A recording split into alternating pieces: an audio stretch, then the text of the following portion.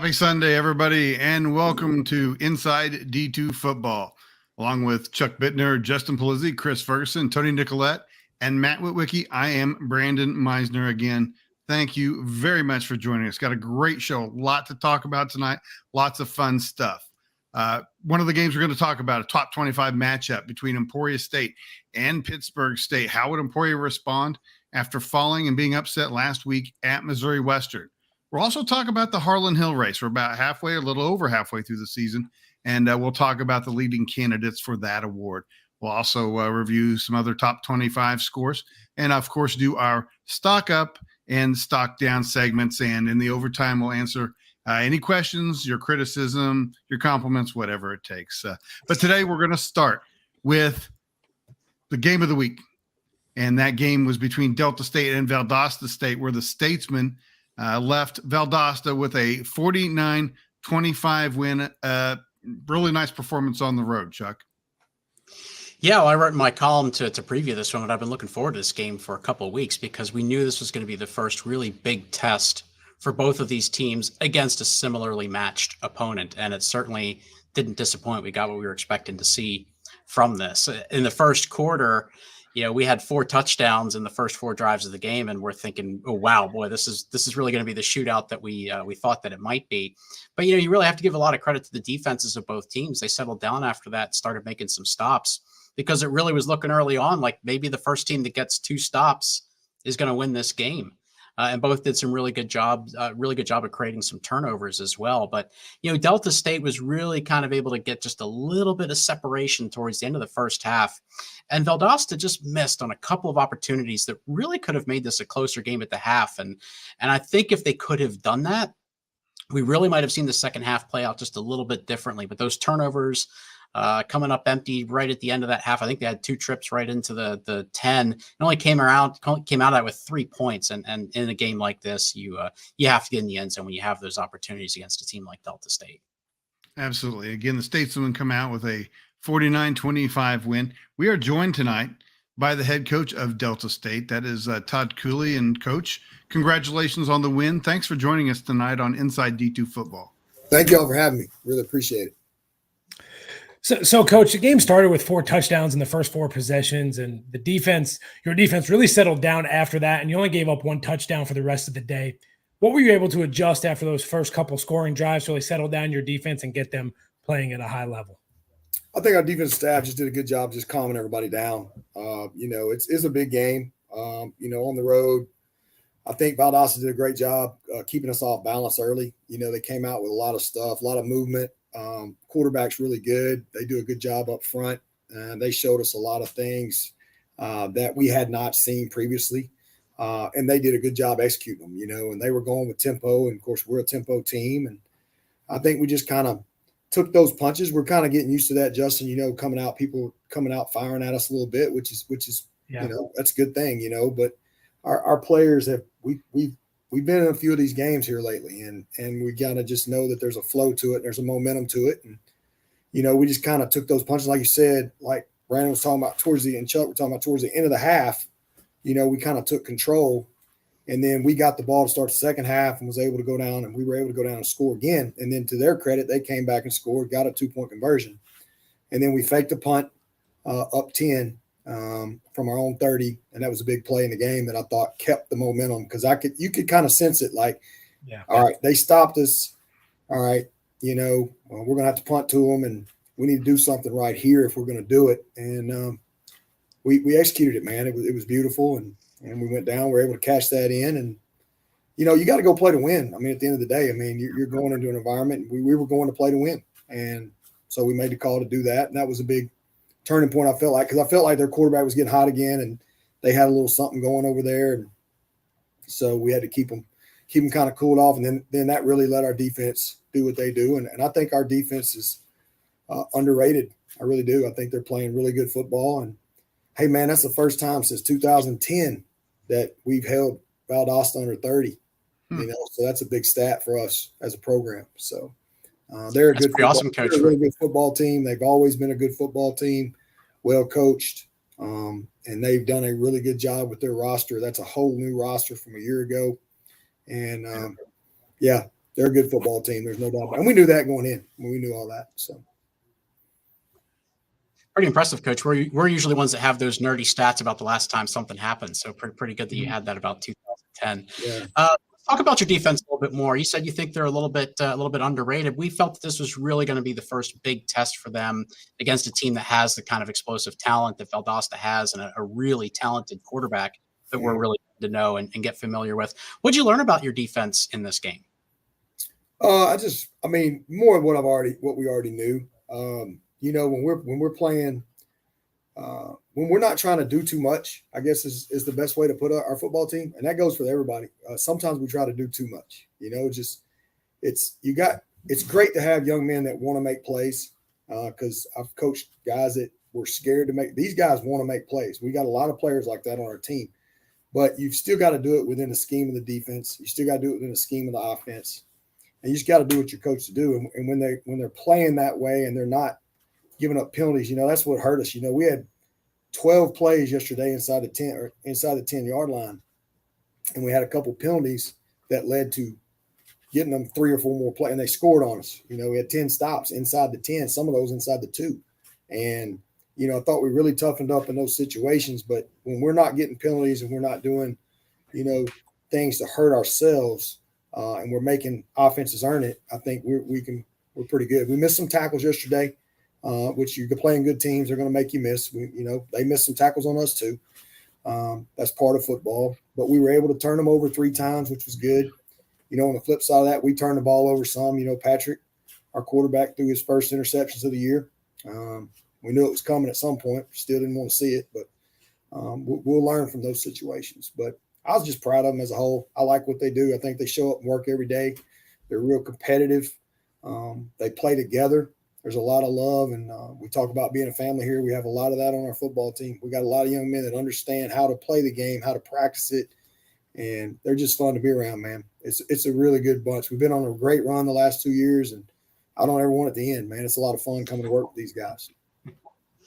Well, Coach, it is an improved Valdosta State team that you faced this year, yet you finished the day with 417 rush yards, also the most rushing attempts that you've had in a game so far this season. Was that the game plan going in, that you were going to have a ground-heavy approach to it?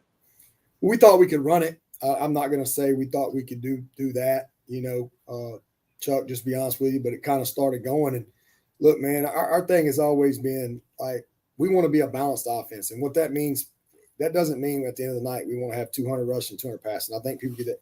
We want to be able to run the ball when we need to run the ball, and we want to be able to throw the ball when we need to throw the ball. And if you can do that, I think you always got a chance to win a lot of different types of games. You can win shootouts if you can throw it when you need to throw it. You can win a ground control game when you run it, we need to run it. And yesterday it was running. We were running it, and we were running it well. So we just kind of stuck with it. And I think it was good. Patrick's healthy, but, there was a lot of talk going into the game. Was he going to play? Which we knew he was going to play.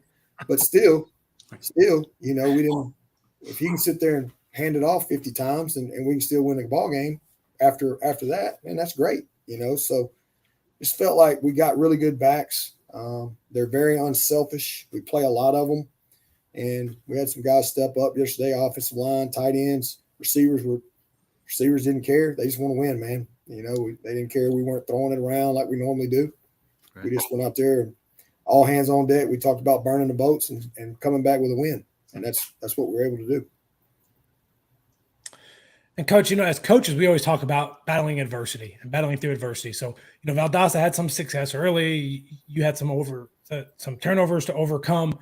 Was it good for your team to have some adversity, particularly early in this game? Not just for this game, but as you start looking ahead at some games coming up here in the Gulf South? I think so, Justin. Here's the thing about us. A year ago, we went 11-2, and we did not trail in a football game until our 6th game of the year. Never trailed. And we trailed, and then we came back against North Greenville, took the lead, and ended up taking control of the game. So, we trailed at halftime. We trailed early against Missouri S&T. We go up to Chowan, and I'm just going to be honest. After that trip, I don't think there's hardly any adversity you can't check off the list. We sat on a bus for 7 hours waiting on a game. we're down 18-7 playing on a field where you can't even you're swimming instead of running. And then the game ends in, how it ended. We all know about that. So I felt like we're kind of prepared for a lot of things after that week and that 16-hour trip and all that stuff. So, but the thing I like about this team is they never flinch. They're down. All right, we don't flinch. Offense goes, does their thing. They come back, score again. All right, no big deal. And then, we fumbled. We had a first and goal. And to Valdos's credit, they stoned us yesterday. Defense turned around and said, "Coach, don't worry about it. We'll get it back to you." I mean, nobody flinches, and that's what knock on wood. Hopefully, we keep doing that. That's a good characteristic for a football team. Just kind of stay right here because people that know me, I'm a roller coaster, But my players have really helped me get more like this, and I've learned it from them, And I think, we have to. When we stay like that and we just stay together, we got a chance to be a tough out for people. I'm not saying we're dominant or anything like that because we're not, and we're far from perfect. We made 1,000 mistakes yesterday. We're going to make 1,000 more Saturday night against North Greenville. But we do play for one another, and we're very unselfish. And as long as we keep doing that, we'll have a chance. For sure. And, you talked about last season, you go 11-2 this year, things are, you're doing well. What was your message to the team after this win on the road in a tough place to play? Again, looking kind of what the future may hold. What is your message to the team? What are you telling the guys after a win like this? Well, I'll tell you what I told them yesterday. I said, look, we made a ton of mistakes, but we're not going to talk about it till Monday because it's been since 2014 since we'd won in Valdosta, Georgia. So we're going to enjoy this one for the next 12 hours on this bus. We stopped at Buc-ee's last night late, man. It was awesome. We had a great time. I got me some ice cream, and we were all cold weather finally hit us down here, where we're at, and it was. We just had a nice time coming home and got in here. Like I said, we pulled in about 4:15. We cleaned the buses off. We put all the stuff up. They came back for treatment. We haven't seen them other than that today. Tomorrow we'll start in on correcting those mistakes and getting ready for North Greenville. But we said we're going to enjoy, because what they did, man, it hadn't been done a lot, and it was huge. It was a big deal for us, So, like I said, we drove 12 hours Friday morning at 6 a.m. I mean, that's not get in there Valdosta at 6:45 their time that night. That's not easy to do, and then turn around and win a football game like that. So, pretty proud of them. The 24 points is the smallest margin of victory you've had this year. I'm not trying to put you on the spot and try to get you to predict how far you're going to go. But I would like to know, do you think this is the best team that you've had since you've been at Delta State? Oh, that's a great question. I think time will tell with that. I think time will tell. It's like we talk about here all the time. You're only judged by your next one. So we're going to be judged this week by what we do against a good North Greenville team. I don't know. I mean, I get texts all the time from people who are great. You got to understand this. Cleveland, Delta State, man, it's a football community, and they love it. And that's why I came here. Right. We're the percentage-wise the winningest program in the state of Mississippi, all levels of universities. Right. And that's why I wanted to come here. I played against them, and that's why I'm honored to be the head coach here. But there have been so many great teams here. I've had some good teams here. This team is a good team, but we're going to be judged pretty much what we do over the next month and a half if we get to play that long. We're just right now we're just trying to get this one and then go from there and see what happens. But right now, so far so good. We've done what we're supposed to do, and playing complimentary football, winning turnover battles, playing really well on special teams, scoring some points and stopping people, and that's what you got to do to win. All right. One last question for you, Coach. Later on, we're going to talk about potential Harlan Hill candidates. Obvious your guy. It is part of that discussion. Tell us what Patrick Shegog has meant to your program. Man, I can't even tell you. I couldn't even start probably without getting emotional. This is a young man that came here in 2018 and was thrust into the starting role pretty much by default because we got our starter injured. We went to the playoffs in 17 and we did not have anything coming back in 18. And those kids played hard, but he's sitting there and he gets freshman of the year in the league on a 2-8 football team. And 2019, he starts out, he's having a good year. You know, we should have beat Grand Valley up there. They did a good job coming back on us in a war up there. Next game, we got Florida Tech. He breaks his collarbone, you know, misses the rest of the year. COVID hits. He keeps our team together. Comes out in 21. He's our starter. Gets hurt again. Not playing as great. Comes in last year, 22, following the spring of 22. He's our third string quarterback. He does not start week 1. He does not start week 2. He comes in third series, week 2 against McKendree, and he's been our starter again ever since and never once wavered. You know, he started the season in 22 as the scout. He was running scout team. Wow. This is a guy that was a Gulf South freshman of the year in 18. 4 years later, he is our scout team quarterback, showing a look to the defense because we're playing the option and he's out there giving a look. Never once gripe, never once complained. He is the leader of our football team. He has learned to be a vocal leader. He is extremely smart. He's Gulf South Conference top 10. I don't know if y'all know about that. That's a major deal within our league. That's all student athletes. That's a top 10 student athlete in the conference. I can't say enough about him. We got a great quarterback room. He's got a lot to do with it. We got a great team. He's got a lot to do with it. He's like a son to me. I don't have any kids of my own. If I had a daughter, I'd want him to marry the cat that she got. I can't say enough about what a good person That's he is. awesome.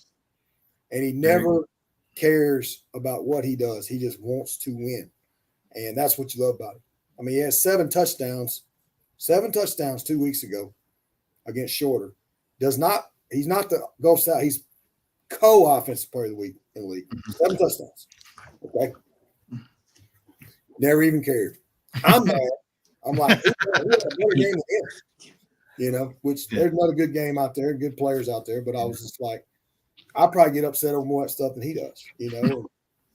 I hope he gets in there. He'll have to continue to have a great year. That's a prestigious honor. And there's some guys putting up some great numbers this year. We got some really good players in Division II. But man, we call him Rat. That's his nickname. Born. Boy. No. He's played so long, all the officials in the league know him as Rat too. They're like, Rat. That's wild. He was the D2Football.com National Player of the Week 2 weeks ago after the Shorter game. I did We'll see just that. mention I that. appreciate that. We appreciate that. All right. Very, very good, Coach. Thank you very much for joining us tonight. Good luck the rest of the way. And again, we really thank you for coming on tonight. Hey, and I just want to tell y'all again, thank y'all for what you do, D2 Football, man. I know it's a passion, a love. I mean, it's a love for you guys, and it really means a lot to us that we can have something to look on every week and hear about not only the Gulf South, but everybody around the country. It really means a lot to us, man. Y'all keep doing what you're doing. Thank you very much. Thank you. Come to Cleveland. Y'all Cleveland. All right, very good. That was fabulous. That was fabulous. That was head coach Todd Cooley from Delta State. We will be right back after this. October is Breast Cancer Awareness Month, and D2Football.com and Inside D2Football are teaming up with the Pink Clover Foundation. This 501c3 nonprofit foundation was formed by family and friends after the passing of Colleen Sorbello in 2017. While she was fighting breast cancer for 4 years, she participated in many trials and was passionate about finding a way to make the treatment less harsh for women fighting breast cancer. Pink Clover's mission is to raise money for breast cancer research, provide free breast cancer education seminars, and closest to their hearts, provide comfort for women who are struggling while battling breast cancer. Since 2018, Pink Clover has raised over $670,000, providing direct assistance to women affected by breast cancer. They have also partnered with 3 hospitals and raised money for research, including the University of New Haven's Breast Cancer Research Laboratory. To see how you can help, visit pinkcloverfoundation.org or visit their Facebook or Instagram pages by searching Pink Clover Foundation. All right, great. All right, everybody, it's time to look at what happened in the rest of the country in the top 25. Let's go ahead and pull up that graphic, and we'll take a look at those games, starting, of course, with the one we teased earlier in the show, which was the Emporia State and Pittsburgh State game. In that game, Pittsburgh State came away with a 33-25 win over Emporia State. Yeah, Brandon, and watching that game, when you first see the score, you get the initial thought, hey, that was a really close game, and that really wasn't this football game. Pitt was able to go out and get a nice lead in this one and kind of run away and hide to some extent.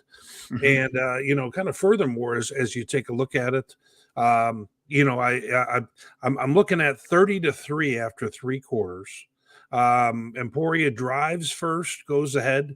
Looks like they're going to play well right off the bat, gets held to a field goal. Pitt was able to go ahead and play like a 3-man front with 8 back in cover. And they, every once in a while send a blitz. But I was really impressed with how Pitt and, tight end Devin Garrison, Garrison is just such a nice player for them. He's a tough matchup. He's basically a big wideout. Yes. There's a reason he's on our Elite 100 team. 7 grabs, over 100 yards, 2 scores. And, a lot of the yards that we really saw with Emporia, they finished with, almost 400 yards. But, a good portion comes in the fourth quarter when it's garbage time. And I was really impressed with how well Pitt put away a team that we think is a playoff caliber squad. Yep. All right. In the South Atlantic Conference, Lenoir-Rhyne beats Limestone 31-28. A good win by Lenoir-Rhyne. An ugly win, but every win's a good win. People who have read my columns over the years, which I assume is everyone, knows that I repeatedly say I like teams that can win ugly games. And Lenoir-Rhyne won an ugly game yesterday. They really had to gut it out. Had to get a little bit lucky, but also had to make some plays down the stretch when it was do or die. Got the big special teams play that really swung that tide. Limestone's in the red zone to kick a chip shot field goal, already up a touchdown. If that field goal goes through, I think the game's over, because Lenoir-Rhyne did not have 2 scoring drives in them at that point. They block a field goal, take it all the way back. Now we have a tie football game, and then LR wins it in overtime. So really tough game. For most of it, it actually looked like Limestone was the better team. Outgained LR by something like 250 total yards. So statistically, it was very imbalanced. But at the end of the day, they're the ones that stay undefeated. They're still first place in that division. And, Justin, I thought it was an ugly win, but what did you think? I'll be honest with you. At this point in the year, a win is a win. It doesn't matter how you get there. You're going to have ugly wins. You're going to have pretty wins. It doesn't matter. But at the end of the day, a win's a win. When you look back on the season, you're going to see a W in the win column. It doesn't matter, right? But I do think the gritty win, the grittiness of that game, because at one point they were down 7, looking to be down 10 if they made that field goal. But I think the grittiness of all 3 phases of the game, offense, defense, and special teams, coming through from Lenoir-Rhyne is going to pay dividends for them as you start looking at the rest of the conference schedule and into the playoffs. I do think gritty wins, tough wins right now, I think benefits you as you go. You know what I mean? You need some of these to kind of test yourself, figure out what you're made out of, and that type of deal. I will also say that I think for Limestone, man, that may be the best 3-loss team in the country right now. I mean, they are impressive. They're very explosive offensively. They just couldn't finish it off when they needed to. But I think I would make the argument that they're probably the best 3-loss team in the country right now. Yep. All right. Let's also look at the SIAC, where Benedict beat Miles 27-24. Right, you talk about ugly games. This game featured both teams turning over the ball at least 4 times, and Miles actually turned it over 5. But Benedict kind of raced out and had like a 21-3 lead, and credit to Miles to slowly claw back into that game and actually take the lead in the fourth quarter. And then you kind of saw Benedict sort of respond the way that you would expect a team as seasoned as they are, a 12-play drive to, eat the clock away and get to the point where they score and puts a lot of pressure on Miles. Credit to Miles in a lot of ways. They were certainly a team that has had a lot of growth over the past couple seasons. But, Benedict kind of shows you that they're kind of the team to beat in the conference. Winning teams win. All right, let's look at the last one, not the last one. I apologize. Wayne State upsets number 21 Minnesota Duluth, 28-18. Although, Whit, when we look at the results of the pick segment, you did not consider this an upset. Well, of course not. But two of the best quarterbacks, running quarterbacks, I should say, in the Northern Sun. Kyle Walljasper's a handful. Duluth ran him 24 times for 126 yards. And they scored a touchdown, had a pick, but at the same time was not real successful through the air when he had to be. And I think Wayne kind of played it that way and figured, he's going to have to beat us through the air. In this case, he didn't. Wayne's got a quarterback of their own in Nick Bowen, who's a pretty good runner too.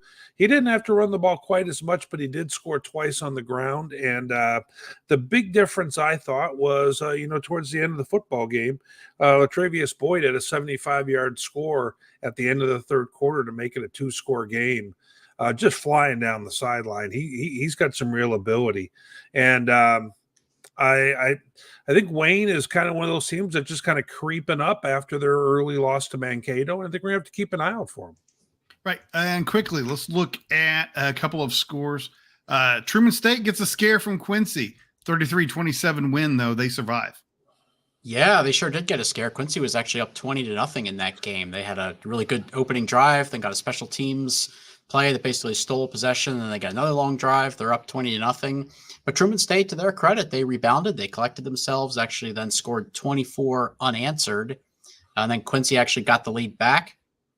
Truman gets a field goal with about 8 seconds left, in the final few seconds of the game, and they get that into overtime and won it. So, we kind of felt that Quincy was possibly going to have a little something for Truman, but we didn't really know because Quincy had won 4 games since losing the opener to Shadron.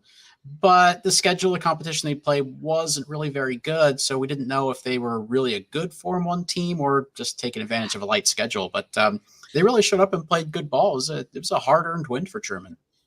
Very good. And Morehead gives Mankato a scare, 24-21.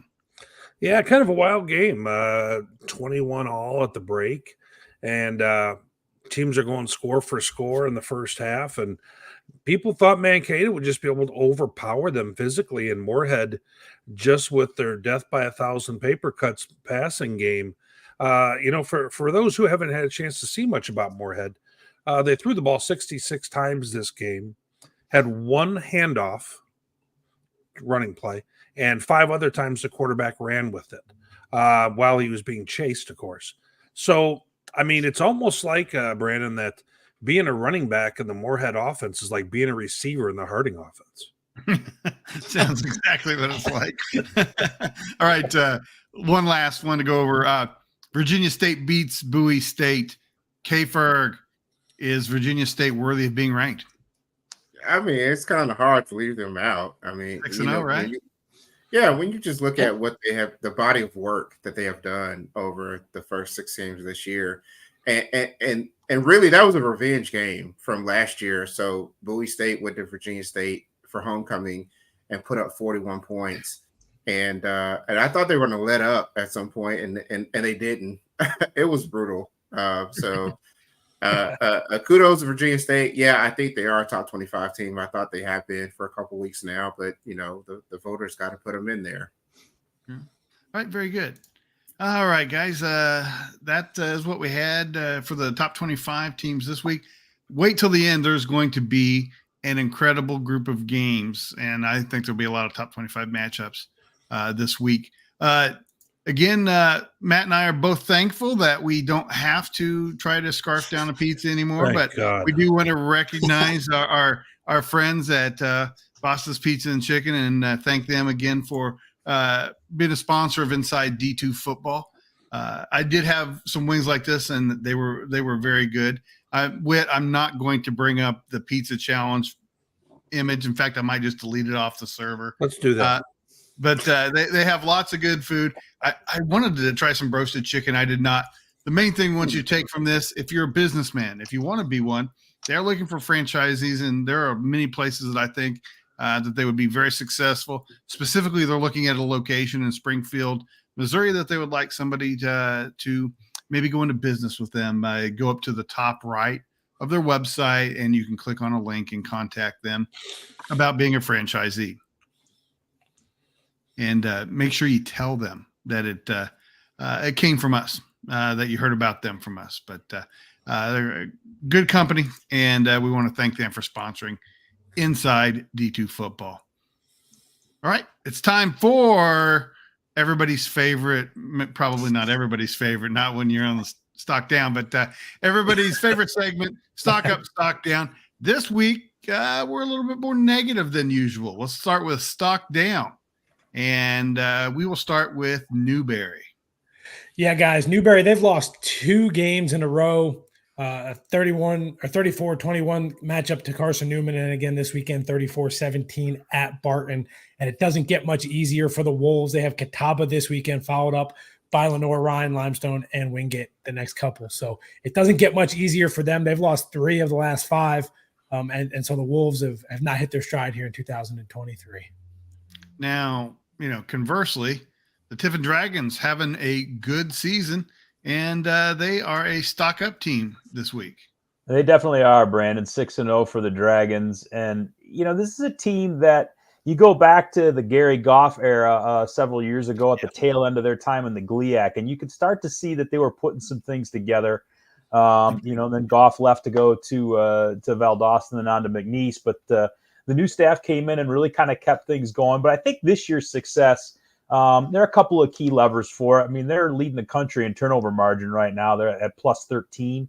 And then, grad transfer Kason Martin, who was a pretty highly recruited guy out of the Texas high school ranks and was a D1 guy at one point in his tenure. He's completing 64% of his passes, 16 touchdowns, only 3 interceptions. And then Ronald Blackman, not to be outdone, is averaging 8 yards a carry on the ground. So this is an offense that, at 48.7 points per game, they're getting it done. They're moving the ball well. Only a couple teams have really even played them halfway close this year. And then you look at the rest of their schedule, they really don't have anybody 500 or better, I think, until week 11 when they play Findlay. So this is a team that we'll be talking about for the rest of the year. It certainly looks that way. All right. Stock down, Glenville State Pioneers. Yeah, things started off looking really good for Glenville in the early part of the year. They won the opener at Northwood, which we expected them to win that, but they were very impressive on that day. Got a great win up there in Midland, and then they actually had a week off because of the Alderson Broadus cancellation.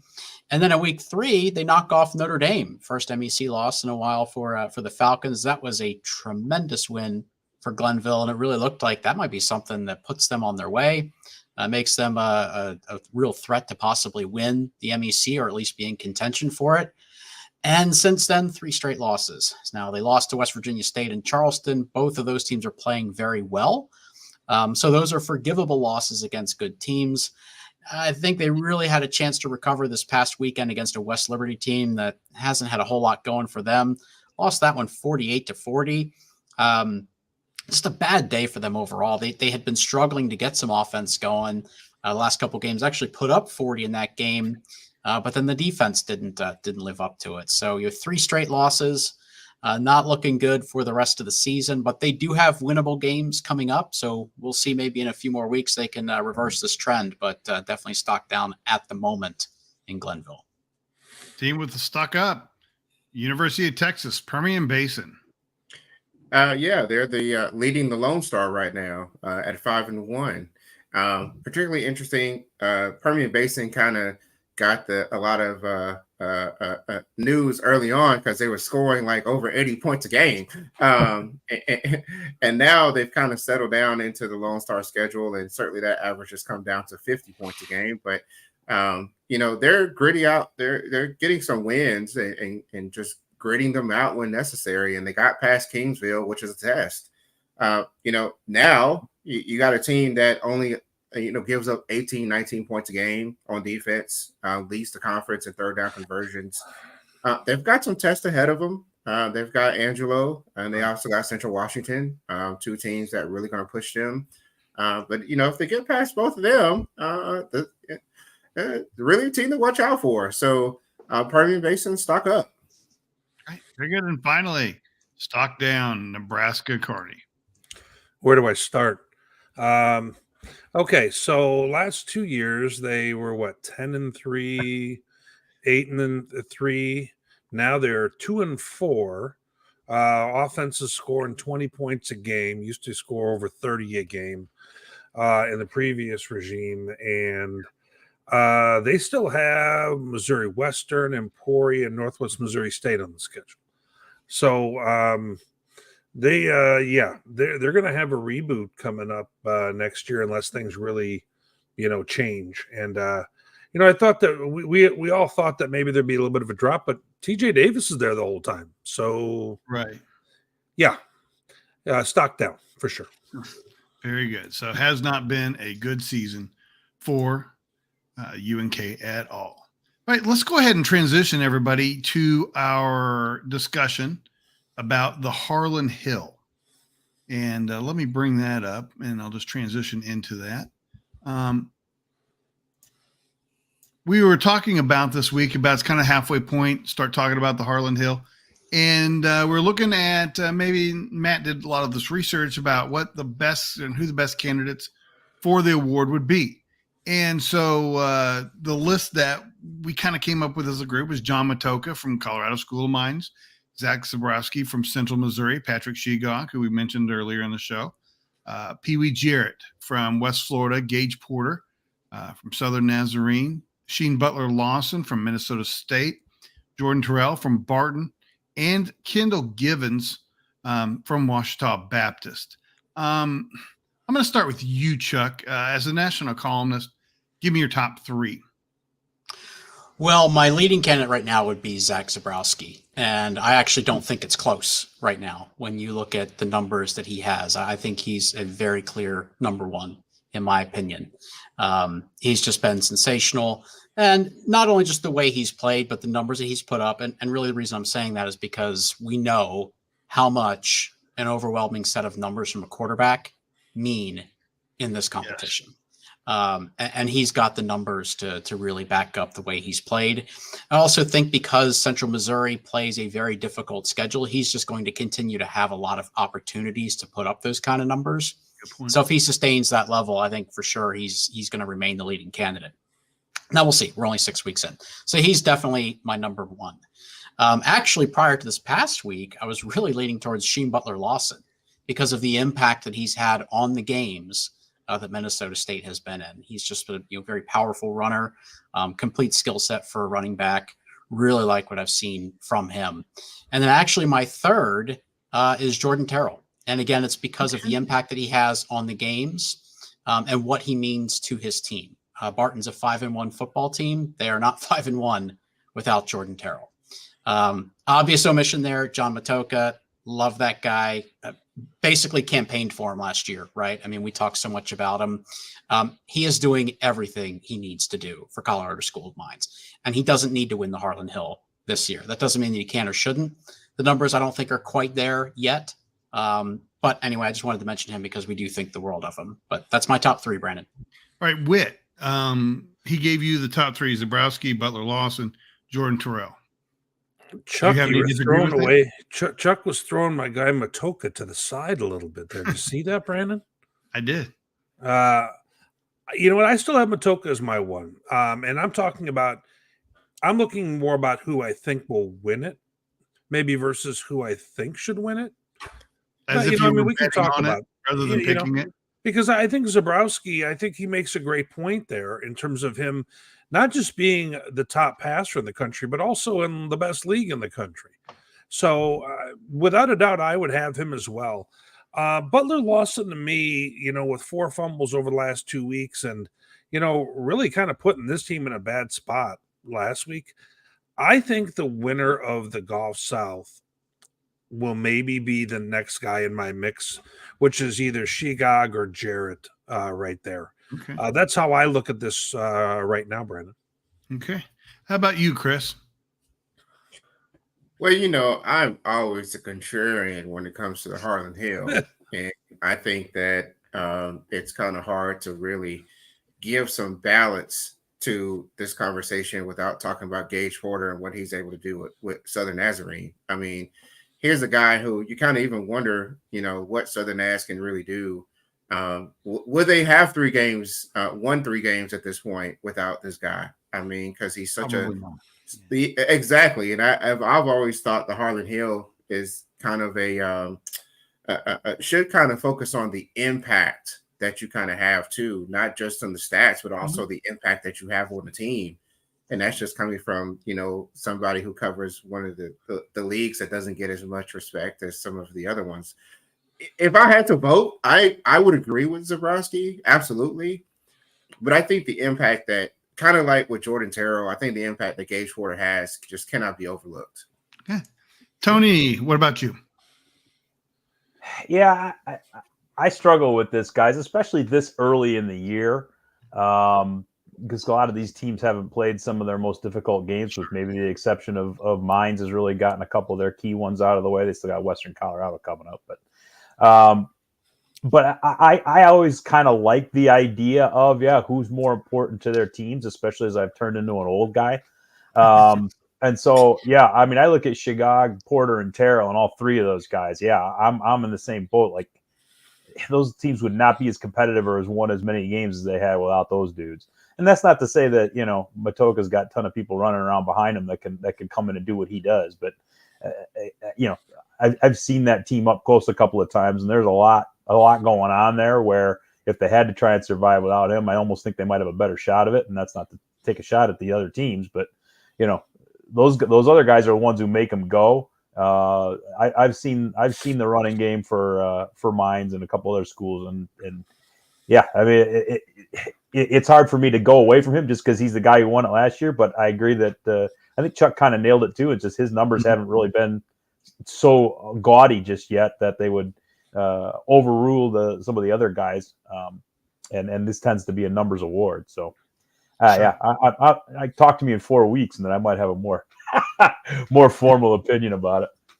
All right, very good. And Justin, any disagreement with anything anybody said? No, I think Tony, you kind of said everything I wanted to say. I mean, I don't at this point. Every one of those guys on there to me deserve to be on that board. So 100%. For me, those guys all deserve to be there. And I think a lot of times, to me, this award should go to the guy that means the most for his team. You know what I mean? The best player in Division II is the guy that means the most for his team, maybe not on the most successful team, but who means the most for his team and whose team isn't going to be there if he's not on that team. So I can't really give you that answer. I think all these 8 guys are great people to be on that board. I can't say more than that because I think there's some big games coming up. And so I ask me again in 4 or 5 weeks, and I think I'll be able to give you a 1, 2, and a 3. Every one of these guys you can make a case for. Right. Matt, I think you would agree that there's some notable names missing from our list. Yeah, if you take a look, Brad, in the last few years, we've had some names that we're just kind of accustomed to seeing. I made reference to TJ Davis earlier. I mean, his stats are back a bit versus the past few years. And Brandon Alt has the same thing going on at Bemidji. They're, team success over personal success and more blowouts and less time to be in the game.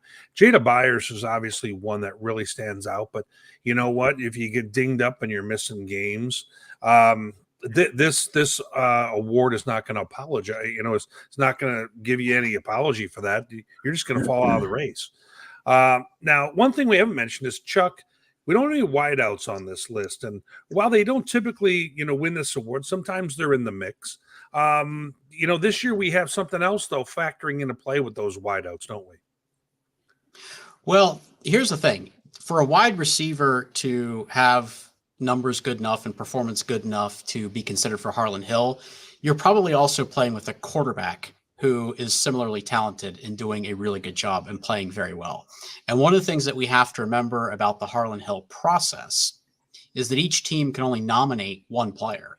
So you may have a standout quarterback and a standout wide receiver. Only one of them will be on the ballot, and the team has to pick who they're going to nominate. So there's 2 guys that really stand out to me, and that's John Giles from West Florida and Arkell Smith from Central Missouri. Both are doing phenomenal things this year, putting up the kind of numbers that might get you into this conversation. I don't expect either one of those players will even be nominated because obviously Central Missouri is going to go with Zabrowski.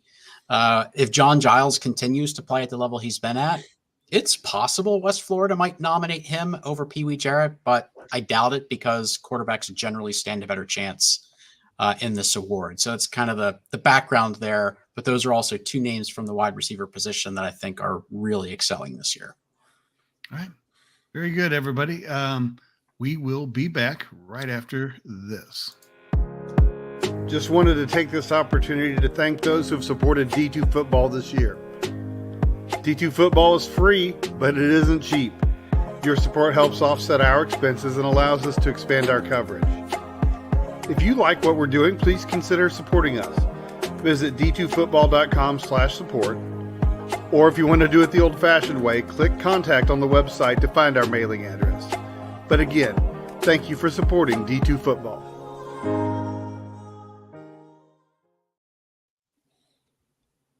Well, it's time to look at how we did. And overall, I see a lot of green on the board. It could be simply a fact of I'm picking the wrong games, or it could be probably not that we're all geniuses. But we did really well. And Whit, you look good picking the Wayne State upset. That's a pretty impressive win right there for you. And it shows why you are covering the Northern Sun. Congratulations. Well, thank you. I wish Valdosta would have come through there for me. I took 2 shots, and one of them came through, the other one not so much. Very good. So this upcoming weekend is incredible. We're going to look first at the ones to watch.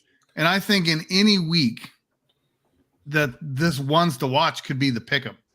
And if you look at them, it's extremely interesting bunch of games. Let's start first and just talk about them. Barton, quickly at Lenoir-Rhyne, Justin.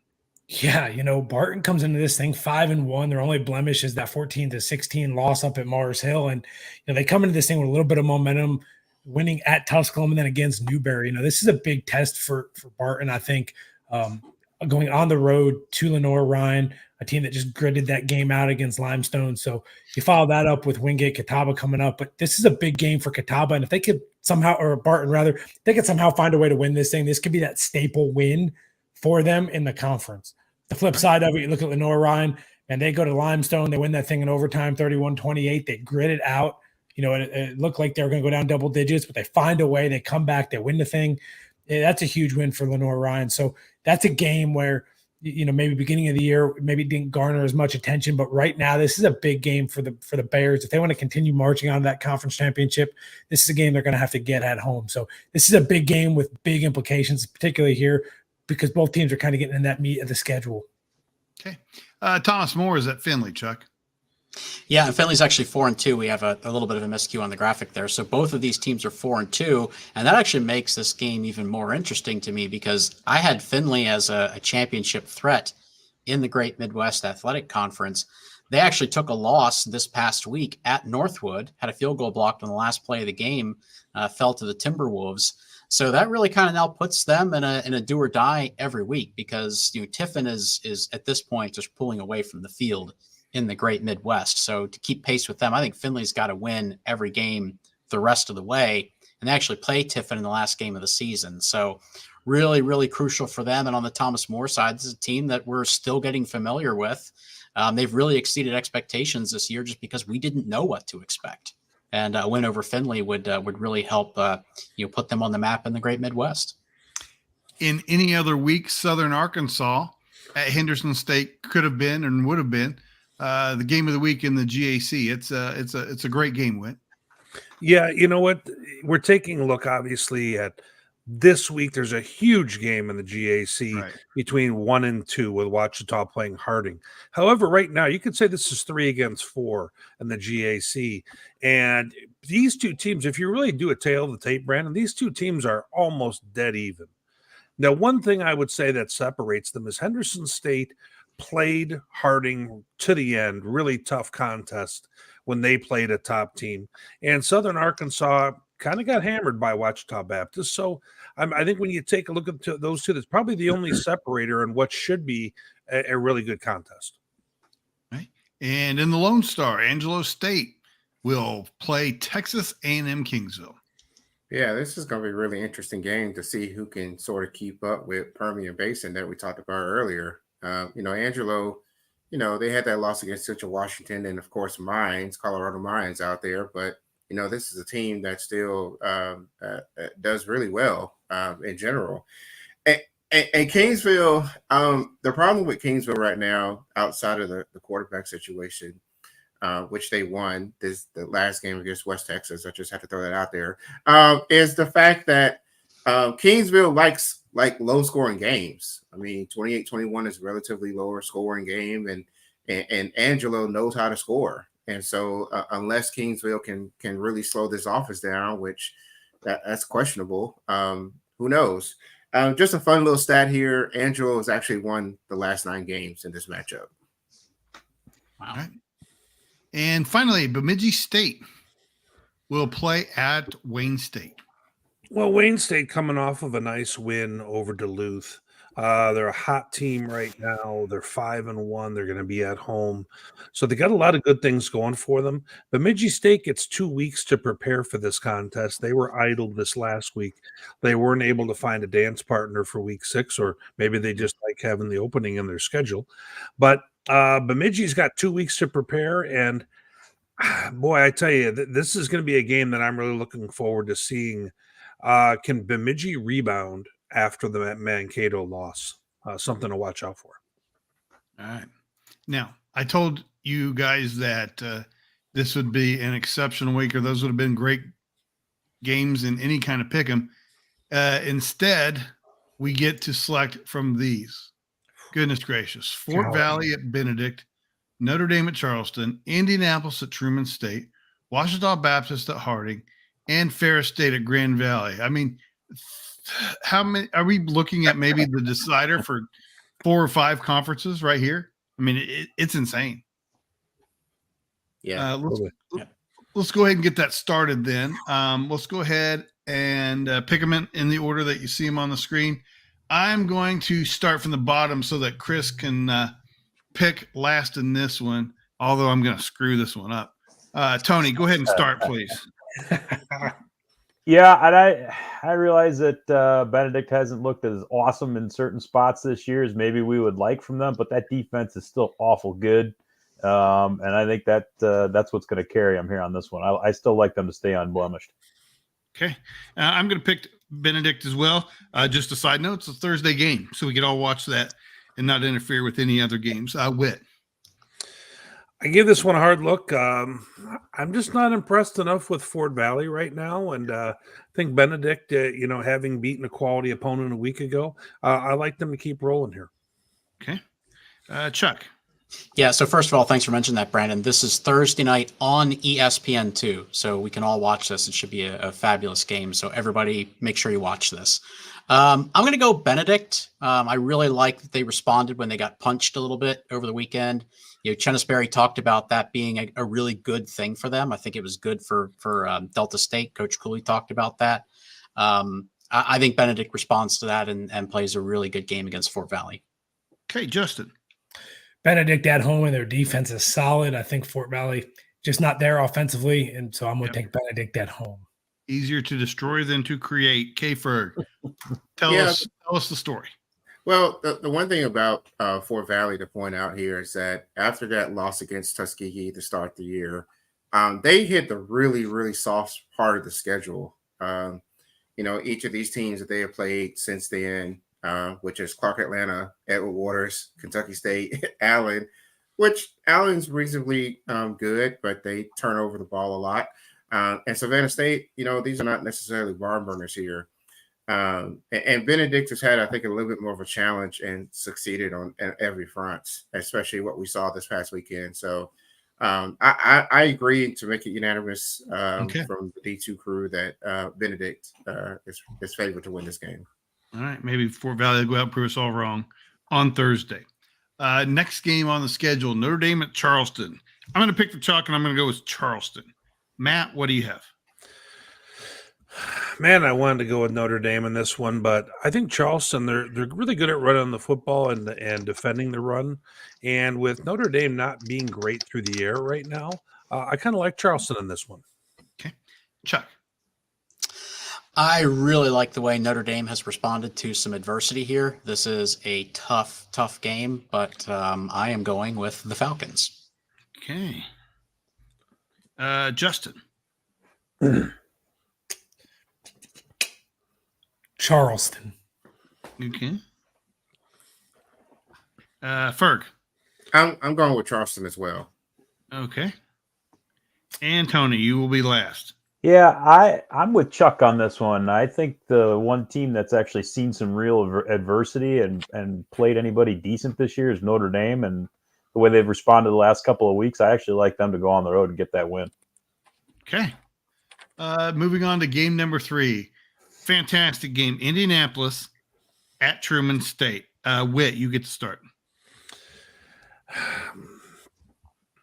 I really like the way Truman got out of the gate this year, and they've been playing well. But I think Indianapolis may be on a little bit different level right now. I think their offense, between the ability to run and pass, I think our guy John Lewis is coming on. I like Indy in this one. Okay. Chuck.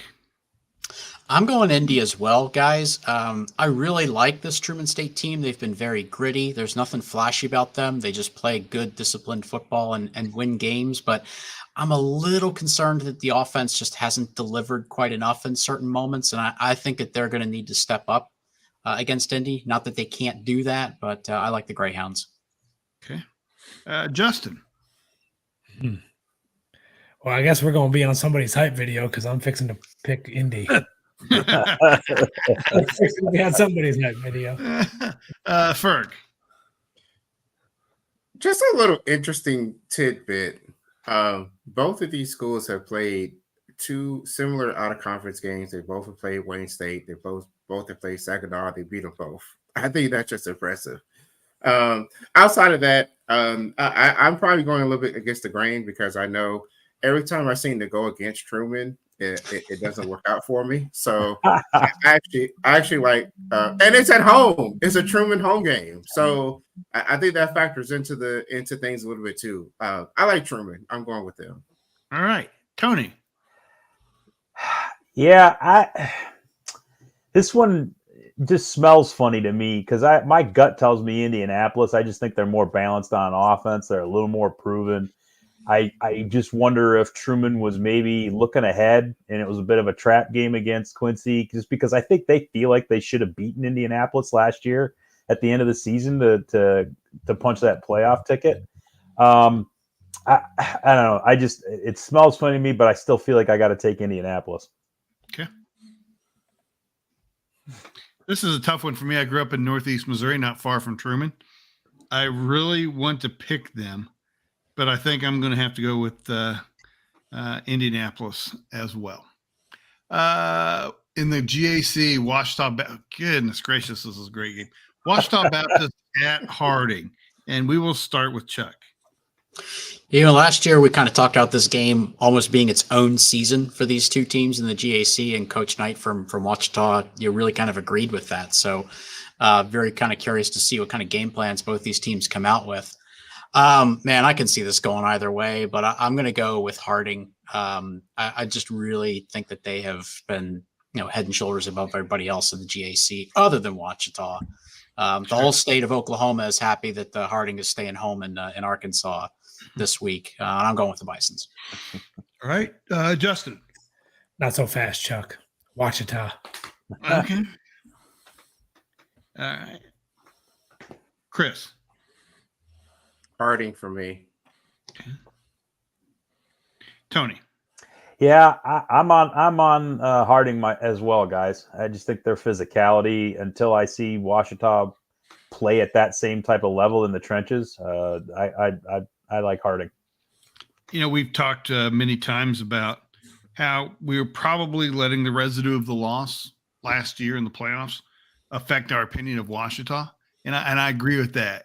But I think Harding's been extremely impressive this year. We've talked about it a lot, and I'm going to have a hard time picking against them in this game. So I'm going to go with Harding. And that leaves you, Whit. I agree, Brandon. Washita's really come on, and I think really proven us wrong to some extent with how well they've played this year. I don't think they really had a hangover from that playoff, that ugly loss. But at the same time, I think it's all about Harding. I mean, I just think this Harding team is really showing well this year. Yeah. We thought that maybe they had a mildly down year last year, even though they only had a few defeats. I like them at home in this one. Agreed. All right. There's only going to be one person going undefeated this week. Thank you. Appreciate it. All right. And our final game of the week, Ferris State at Grand Valley, 3:00, I believe, on Saturday. We will start with Justin. You get to pick first. Golly, it's going to be a good game. Shoot, you can make a case either way, right? Like, this is going to be a really, really good game. It was last year. It's going to be another one this year. I'm inclined. My gut's telling me Grand Valley at home. I just don't ask me why, but it's going to be Grand Valley at home. The reason does not matter. It'll be a gritty one. Either way. Chris, what about you? As much as I enjoyed my time at Grand Valley this year, I don't think I'm going to be invited anymore because I'm going to choose Ferris. I don't think that'll get you kicked out of there. I am going to go with Ferris on the road to beat Grand Valley. Whit, what about you?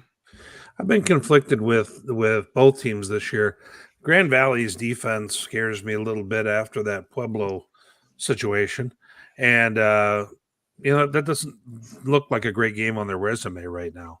And Ferris State, I almost wonder if they lack motivation a little bit at times, having climbed the mountain twice here in a row.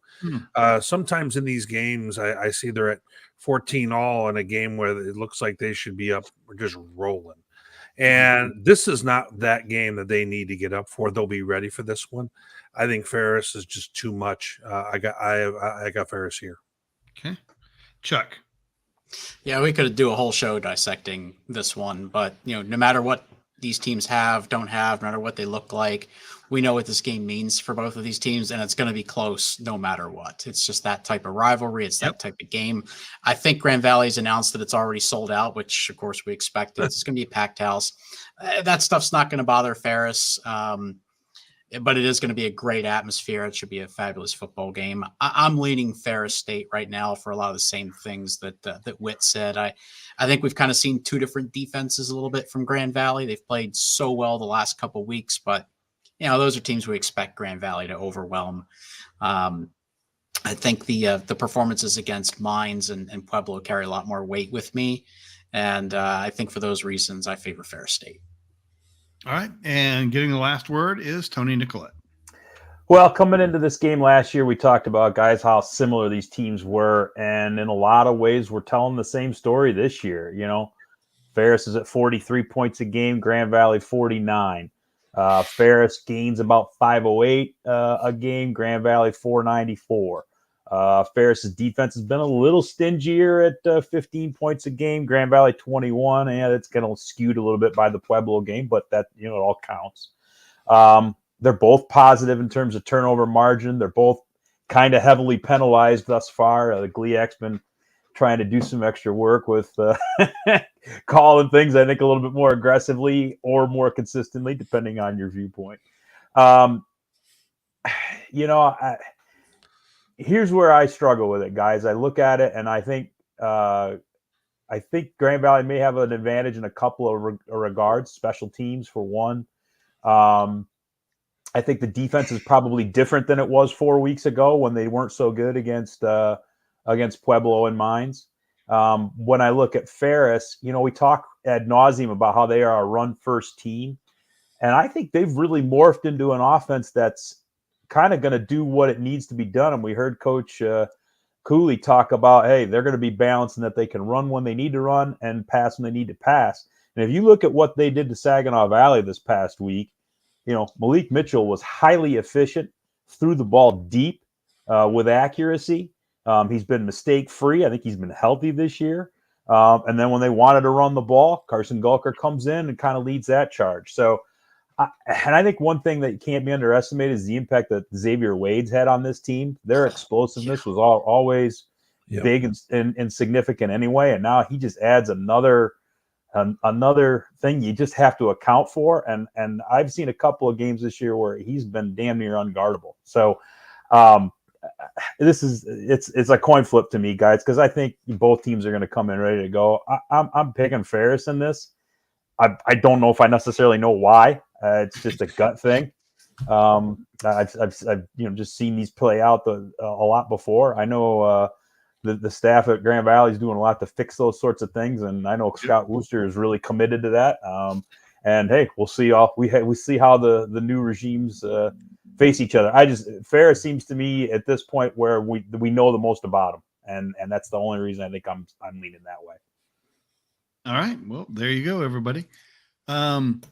Again, we do this every week. Remember to like, share, subscribe, all that good stuff on all of our social media networks. We appreciate it. And of course, we appreciate you visiting D2Football.com, where you can read columns, listen to podcasts, check the scores on game days, so on and so forth. You guys know it every week, or know what's there. And if you don't, take a look at it, and I think you'll find something you like. Just a reminder that we will discontinue the show on YouTube, and then we'll rejoin at a new link, and I will post the new link, and you can wait for that there. I'll also tweet it out for those of you who like watching on YouTube, but stay on the channel on YouTube, and a new show the Overtime will have a link very quickly. Also want to thank WCTV, WIBW, and Flow Sports, and also wanted to remind you to visit pinkclover.org if you are so inclined to support breast cancer research. But that will do it for the main show. We will be right back with the Overtime on Inside D2 Football.